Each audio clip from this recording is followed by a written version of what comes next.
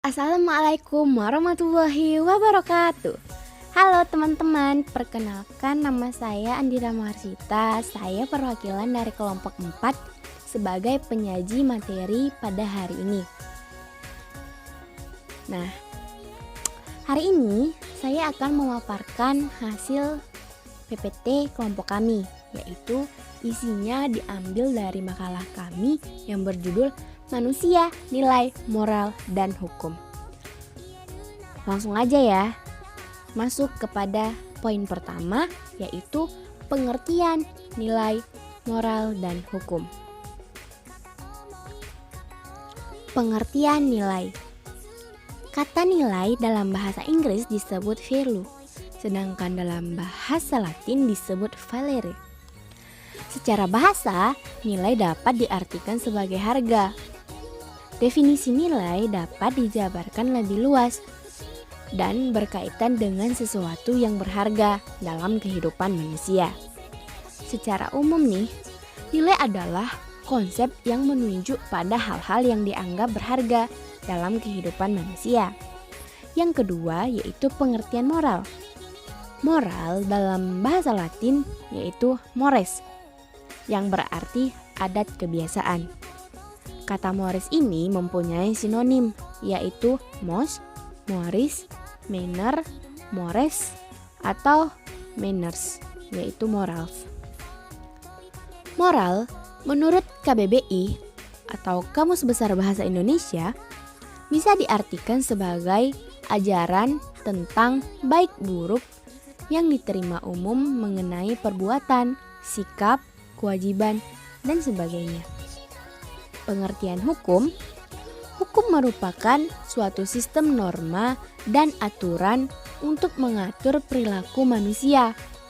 Hukum dapat berupa aturan tertulis ataupun tidak tertulis, yaitu bertujuan untuk mengatur masyarakat, mencegah terjadinya kekacauan atau perselisihan, mewujudkan ketertiban dan keadilan dalam masyarakat. Poin kedua yaitu peran nilai moral dan hukum dalam masyarakat.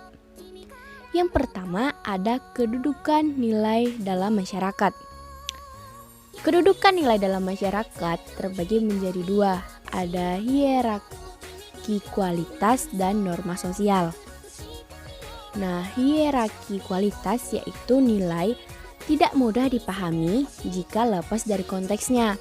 Oleh karena itu, pemahaman tentang nilai bersifat simultan, tetapi harus dipahami secara holistik dan kontinu. Nilai dalam berbagai dimensi, sebagaimana dijelaskan oleh Gizi, memberikan yang melakukan pemilihan terhadap kualitas sesuatu, yaitu kualitas primer. Kualitas primer yaitu suatu hal utama yang membuat kenyataan sesuatu dan sifatnya harus. Misalnya, bentuk, wujud, panjang, berat, tinggi, yaitu bisa berbentuk material. Yang kedua ada kualitas sekunder. Kualitas sekunder ini yaitu sesuatu yang menyertai kenyataan sesuatu, misalnya warna, rasa, dan bau. Dan yang ketiga itu ada kualitas tersier, yaitu sesuatu yang tidak dapat ditangkap oleh indera, misalnya karisma, rasa takut, bingung, dan keanggunan. Poin yang ketiga yaitu dinamika penerapan nilai moral.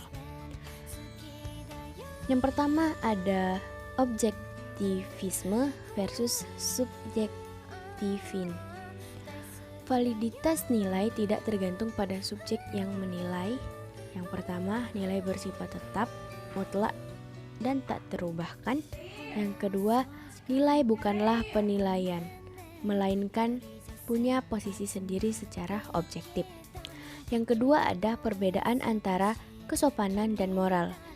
Kaidah moral adalah kaidah yang terpenting dari kaidah-kaidah yang lain. Sementara itu, kaidah kesopanan tumbuh dari kebiasaan yang berkaitan dengan kemudahan kepantasan, dan bentuk-bentuk dalam pergaulan. Poin yang terakhir yaitu peran nilai dalam pembentukan karakter. Yang pertama, ada prinsip untuk membangun pendidikan karakter. Lebih khususnya, karakter yang paling dasar yang dibutuhkan untuk menghela kemajuan dan kemakmuran bangsa Indonesia, yakni yang pertama, membangun dan menguatkan kesadaran mengenai akan habisnya dan rusaknya sumber daya alam Indonesia. Yang kedua, membangun dan menguatkan kesadaran serta keyakinan bahwa tidak ada keberhasilan sejati di luar kebijakan. Yang ketiga, membangun kesadaran dan keyakinan bahwa kebinekaan sebagai hal yang kodratif dan sumber kemajuan. Yang keempat, membangun kesadaran dan menguatkan keyakinan bahwa tidak ada martabat yang dapat dibangun dengan menadahkan tangan. Dan yang kelima, menumbuhkan kebanggaan berkontribusi. Yang kedua, ada penyebab krisisnya karakter di Indonesia. Beberapa penyebab ini menjadi pemicu krisis karakter yang terus berkelanjutan hingga kini sebagaimana dipaparkan oleh Gederaka. Antara lain, yang pertama, terlena oleh sumber daya alam yang melimpah. Yang kedua, pembangunan ekonomi yang terlalu bertumpu pada modal fisik. Dan yang ketiga, surutnya idealisme, berkembangnya pragmatisme atau overdose. Yang ketiga, ada pendidikan karakter secara holistik dan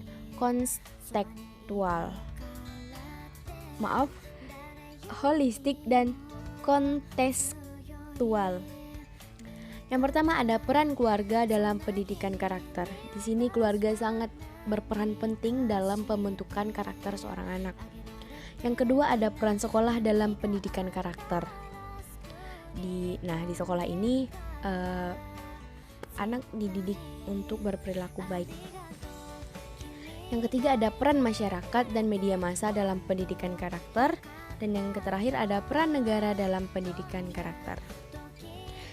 Sekian pemaparan materi dari saya selaku pemapar materi.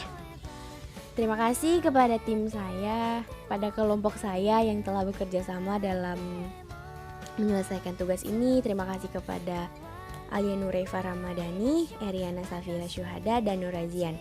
Sekian pemaparan yang dapat saya sampaikan, lebih dan kurangnya saya mohon maaf. Assalamualaikum warahmatullahi wabarakatuh. Bye-bye.